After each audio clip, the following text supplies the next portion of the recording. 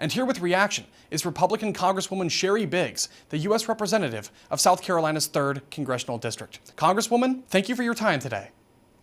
Hello, thank you so much for having me. Absolutely. So I want to start with this news about the executive order on shipbuilding. What do you make of that? Well, I'm very excited to support President Trump's America First agenda.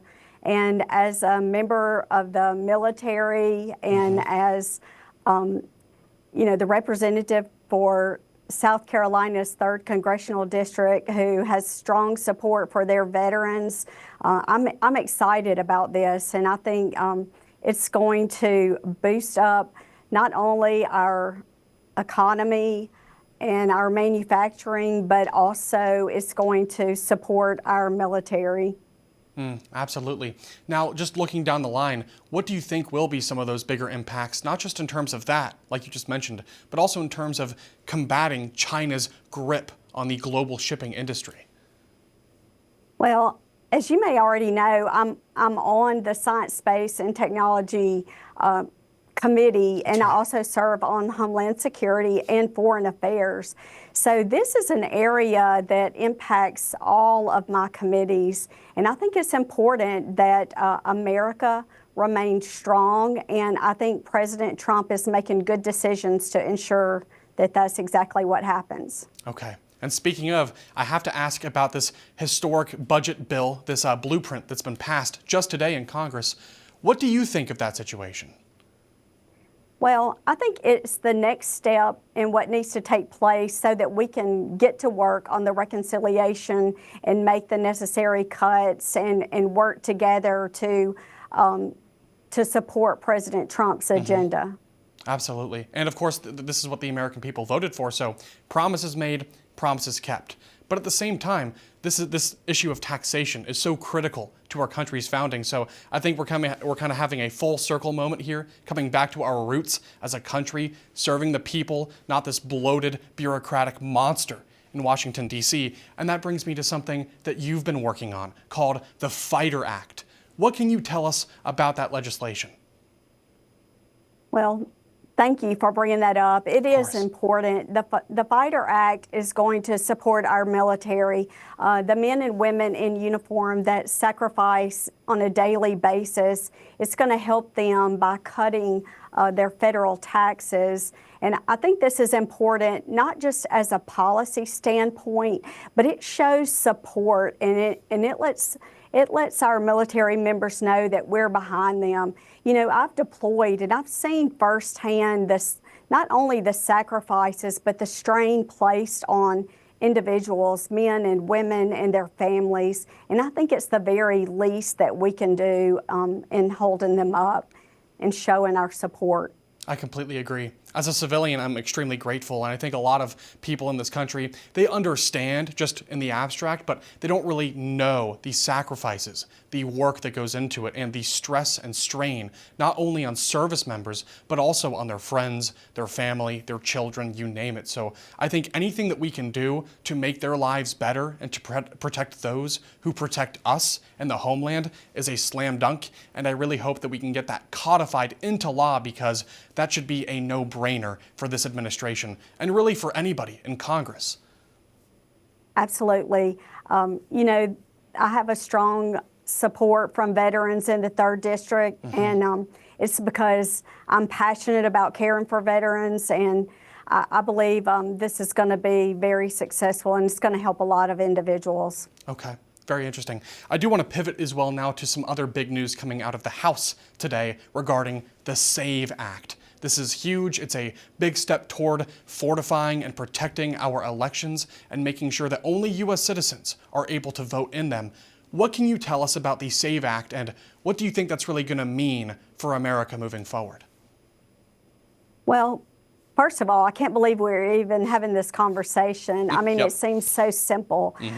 Only U.S. citizens should be allowed to vote in our elections, but I think this act will secure our elections, and it will allow us to make good decisions and safeguard our election system.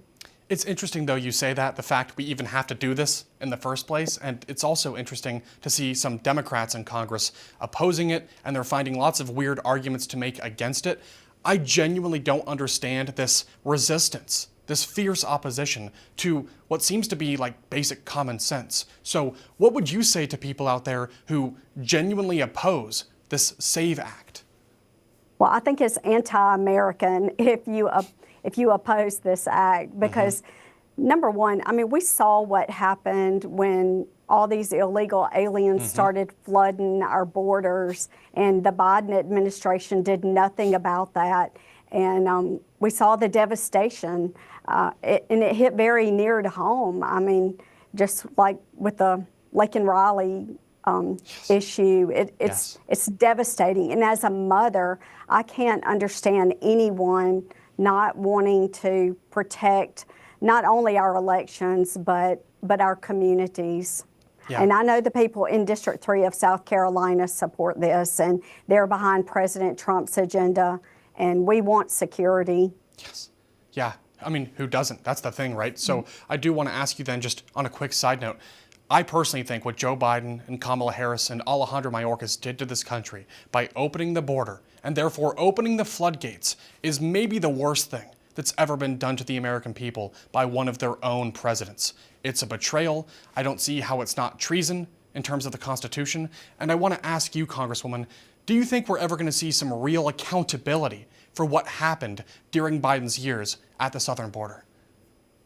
I think so. I mean, you can see what President Trump has done just in this short period of time. So I think we're moving in the right direction. We're just having to prioritize, and the main thing is to secure the border, and we've seen those numbers drastically decrease. Yes, we have. And moving on then to another one of his core pillars here, from border security, we have to talk about the economy. Numbers coming out today about March showing that inflation is dropping. At long last, we saw it reach the highest level we've seen in 40 years under Joe Biden, but now we're finally feeling some much needed relief, with core inflation dropping to 2.4%, which I think is the lowest rate seen since March of 2021. What do you think about that news, Congresswoman? I think it's exciting, and I think it just shows the confidence and trust that people have in President Trump. Yeah, it does. And I'm guessing that will be very good for Americans and businesses. And that's some good news, especially given everything going on with the tariffs situation right now. So how important do you think it really is that we focus on bringing prices down, bringing inflation down, and really rebuilding the middle class in this country? It's absolutely important, and that's what my constituents expect. I mean, they want to see change, and they need relief quickly. And I think that's what President Trump is doing. And I know that's what we're doing in Congress. Okay. And speaking of, with all these spending cuts, because what's fueling inflation, so much of it is government spending. We're $37 trillion in debt, or approaching that number very, very quickly. And I don't see enough emphasis, I don't think, on making real measures outside of DOGE, which is temporary. So do you have hope then that maybe the cuts that DOGE has made could be codified into law so we can really get this country's spending back in order? I do believe that we're going to be able to see change, real change, permanent change, because we understand what a delicate situation this is. Yes. You know, with the budget numbers are out of control, and we don't want to go back there. We want to get this train back on the track and head in the right direction. Well, that's I mean, they're fueling inflation, they're destroying the value of the US dollar, they're undermining everybody's security, regardless of which side of the aisle you're on politically. So I do hope that we can make those cuts permanent, and I'd like to see a permanent DOGE-style task force in Washington, period. So I don't know if we can get there, but I do want to get your final thoughts about that moving forward. With this budgeting process right now underway, do you have hopes that we can get to a place of fiscal responsibility and balanced budgets once again? I do. I believe the American people have spoken. They want transparency, and they want accountability.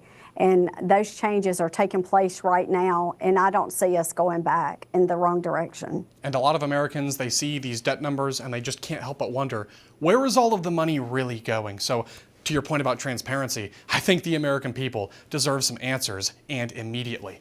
But having said that, Congresswoman, thank you for your time today, and thank you for your service to this country. We appreciate it. Thank you so much.